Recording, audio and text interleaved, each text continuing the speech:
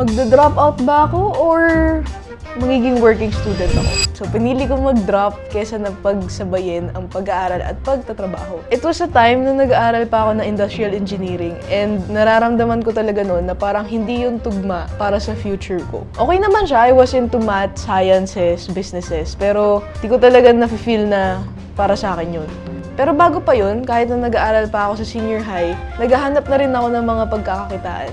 Kasi gusto kong yumaman.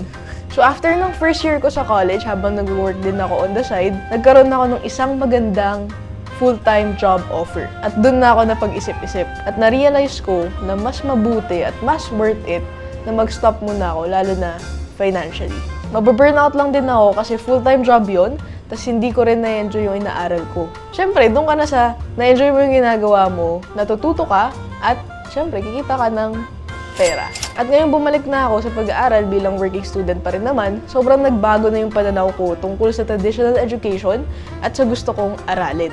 So yes, nag-shift ako.